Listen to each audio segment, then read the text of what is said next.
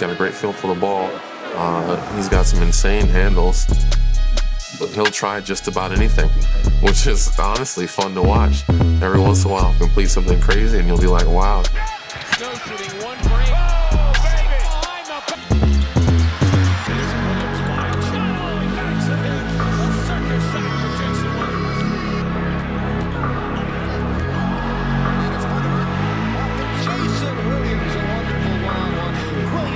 Jason's game is unpredictable. If you on a fast break with him, you're not looking, he'll hit you in the face with the ball. When thinking about the coldest NBA nicknames of all time, what comes to mind? The answer? Black Mamba? AK-47? Well, one should be on top of every list. Florida, number 55, Jason Williams. White Chocolate, Jason Williams. You've seen the highlights, the behind the back, no-look passes, wicked crossovers, just street basketball live on national TV. Special times, right? But have you ever wondered how good prime Jason Williams really was? Was he more than the White Chocolate mixtapes and highlights? In today's video, we're going to take a look at the career of one of the most exciting NBA players to grace the hardwood, Jason Williams. Want a crazy story? Here's one. Have you ever heard the name Randy Moss? Most regarded as one of the best wide receivers in NFL history? Well, before he became legendary, he was a high school teammate with Jason Williams on the DuPont High School basketball team in West Virginia. Who's more popular back in high school? Easy, the White Chocolate. He was a menace back in high school. His flashy style of play captured the eyes of many basketball fans, not just in West Virginia, but all over the country. The media has been comparing him to fellow Wizards like Pistol Pete Maravich and Magic Johnson. Despite his lanky and small frame, Williams relied on his basketball IQ to fool his opponents. One thing he mastered? Misdirection. With his use of his gaze to redirect his opponents, he was faking them using eye contact. And of course, that street ball aura. The moves that he used in the streets of Bell, West Virginia. It was a spectacle to watch. His style of play definitely attracted college scouts. White Chocolate was initially committed to Providence College, but chose to attend Marshall University and play under head coach Billy Donovan. Yes, Billy Donovan. In his freshman year, Jason Williams averaged 13.4 points and 6.4 assists per game, impressing his coach and teammates with his elite passing. After Donovan switched to the University of Florida in the summer of 1996, Williams decided to transfer and follow Donovan in Florida, where he played for one season and showed glimpses of greatness, as he averaged 17.1 points and 6.7 assists, including setting a Gator record of 17 assists in a single game. After the University of Florida suspended Williams for the rest of the season for cannabis use, Williams decided it was time for him to take his game to the next level, to the NBA. In the 1998 NBA draft, one emerging team decided to pick up the young, exciting point guard out of Florida, the Sacramento Kings, with the 7th overall pick.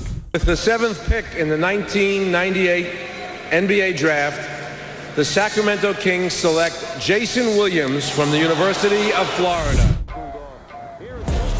Right from the get-go, he became a crowd favorite. White Chocolate was certainly in the building.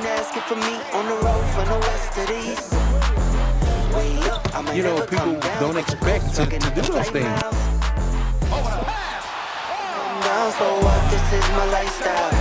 Jason Williams plays basketball.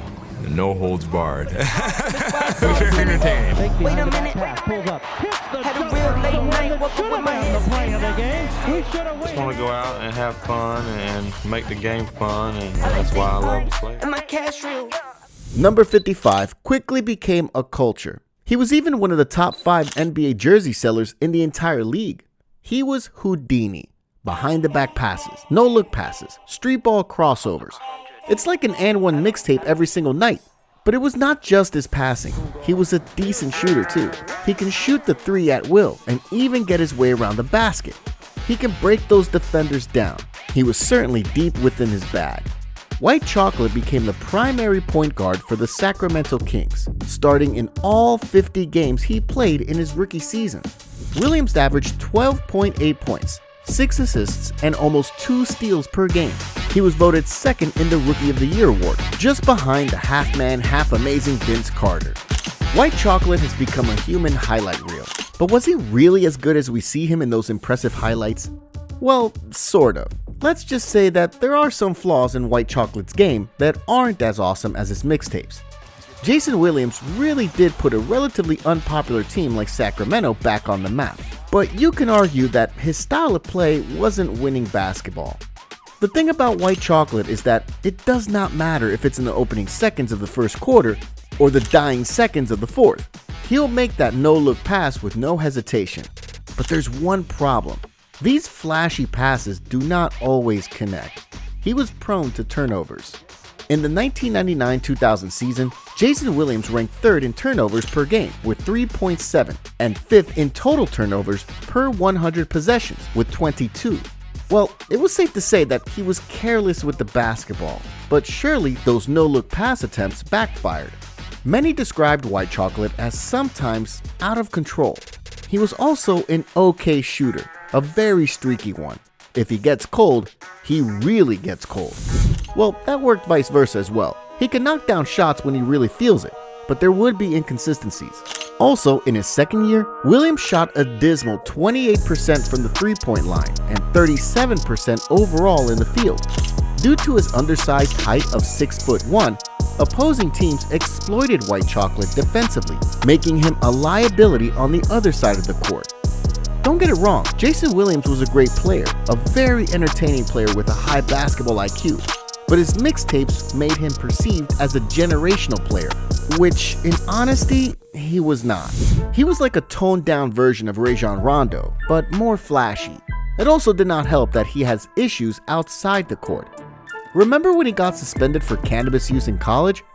Well, it sort of happened again while he was in the NBA. He got suspended at the start of the 2000-2001 season and allegedly shouted Asian slurs in a Golden State game later that year.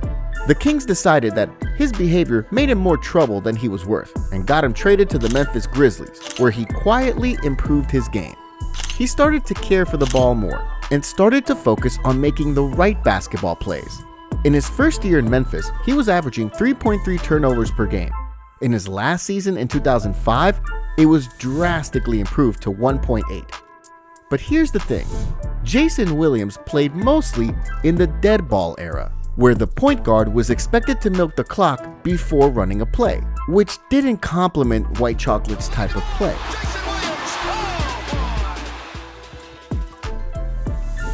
Jason Williams was elite in open court basketball. He could quickly find the passing lanes and find the perfect man. He was also quick, shifty, and not to mention his elite dribble moves, which made defenders always second guess.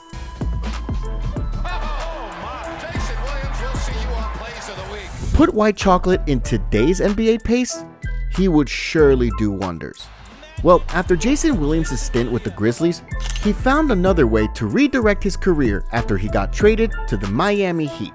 He was playing like a vet in Miami, along with a young D-Wade and Shaquille O'Neal. He put up decent stats for the Miami Heat, averaging 12 and 5, and took care of the ball more as a starting point guard for the Heat. We had fun playing with White Chocolate in Miami. White Chocolate was nice to play with, because I could just put my hand up like that and the ball be right there. He knew where, you know what? Every time. He also helped the Heat in the postseason, including a 21-point outburst in Game 6 of the Eastern Finals against the Detroit Pistons.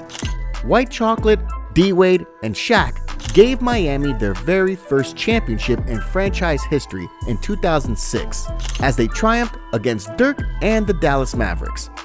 After that year, injuries slowed down White Chocolate, and he promptly retired in the 2008-2009 season. But not for good. In the 2009-2010 season, he signed with the Orlando Magic and actually played the whole 82 games, but was just a shadow of himself. He was traded to Memphis the next season, before finally retiring from the NBA for good. Jason Williams' career was far from legendary, but one thing's for sure, he was one of the most entertaining players who ever graced the hardwood. He influenced a lot of young kids to be better, an influence that still resonates today. Now it's your turn to share your thoughts. Can White Chocolate dominate in today's NBA? Could he win a championship in Sacramento? Share your comments down below. And as always, thank you for watching.